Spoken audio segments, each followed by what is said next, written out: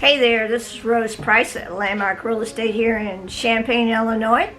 And today's topic is how does a seller pick the best offer when selling their home in this crazy market? Well, I have a few tips for you, so stay tuned.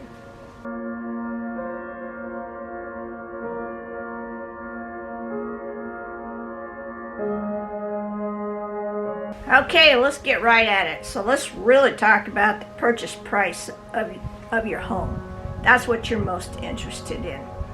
So let's say you have 5 offers and you have a variety of offerings from buyers from, anyway, let's just say $350,000 to $400,000. You've got offers all the way in that price range. Okay, so do you take the highest offer? Do you take the lowest offer, or the one in between? Well, really, that depends on a lot of other factors. So let's talk about some of those other factors. First of all, let's talk about earnest money. Let's talk about, comparing what everybody has said that they would put down for earnest money. You've got maybe one buyer that wants to put $500 down. Well, if that's the case, that's a pretty, not much skin in the game for that buyer, and so they could walk away from that pretty easily. And let's say at the highest, you have someone putting down $5,000. So hopefully that $5,000 earnest money plus a very good price from the buyer will put that particular offer ahead of the game. So then let's talk about possession and closing. Are you getting the closing date that you wish, for what you want? And have you told all of the realtors, let's say, and any individual in the community what kind of closing date you want? And can you get that? Okay, or at least negotiate for that. All right, what kind of condition are you going to sell your home in? If somebody will take your home in as-is condition, that's pretty favorable, because that means that there won't be any inspection and there won't be any request for repairs. So that's a bonus if you can get that. Now, as-is condition, saying that you'll warrant plumbing, heating, and electrical and all of that used to be pretty standard in all contracts. But in this market, many people are waiving that and going strictly to as-is condition. Okay, so how about let's see here, reports. Well, in addition to saying that there won't be a home inspection, that would also consider that you probably an as-is condition would not be doing any type of radon reports or any type of termite reports, and so that's a good thing. So let's also talk about what's the type of financing a buyer is offering in their offer. Well, probably the best financing for you is to take a cash offer. Well, if you take a cash offer, generally speaking, there's not going to be an appraisal, and you don't have to wait for a loan to be totally approved. So if you have an offer that is cash, and you have a pretty good price that has been offered that you're favorable to, those people are going to move to the top of the list for you to accept their offer. All right, and let's see here. Let's talk about due diligence.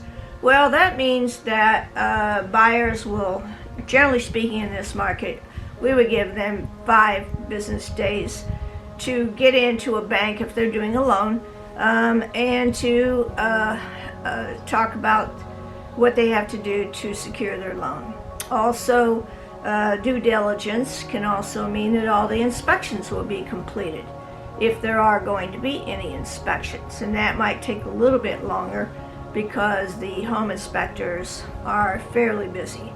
But if you're taking a cash offer, yet again, you really don't have to worry about that. Closing date and possession.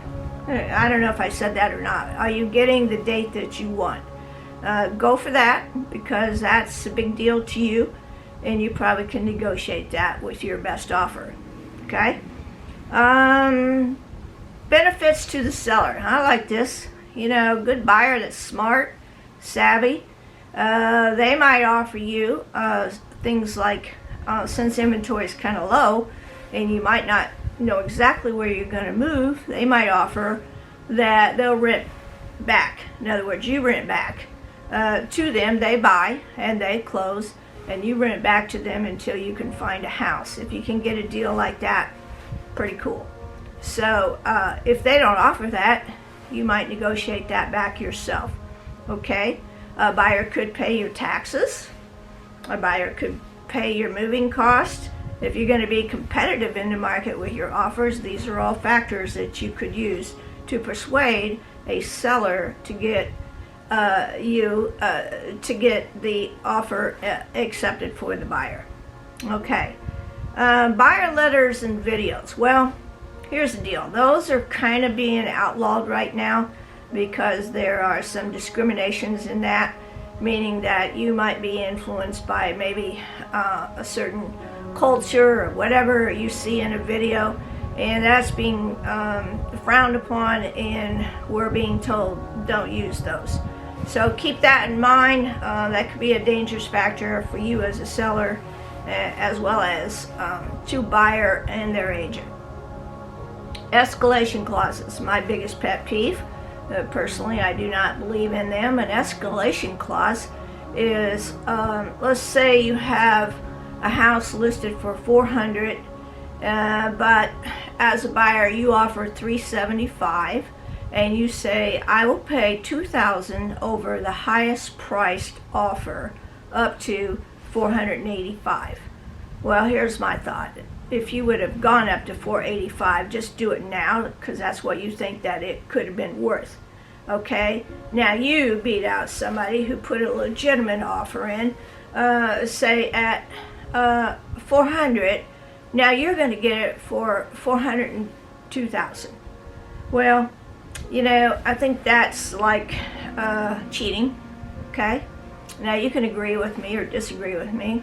Personally, I don't care. But if I'm advising my people, especially a seller, I'm going to tell you not to take any escalation clauses and throw them all back and tell people to give you an honest bid on for your particular house. Okay? So that's how I am for that. Contingencies.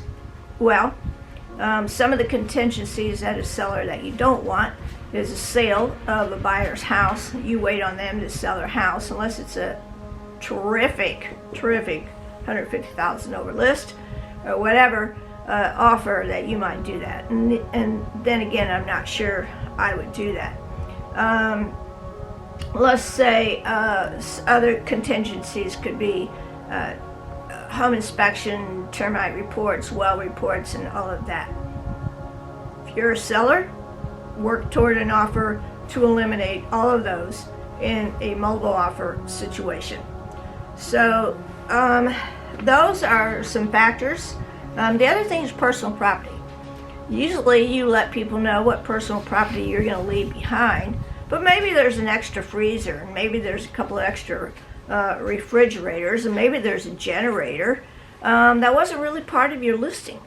So, if the buyer wants those and you really didn't want to give them up, and there's another buyer has a better offer and they're not asking for all that, well, go with the other offer that suits you better.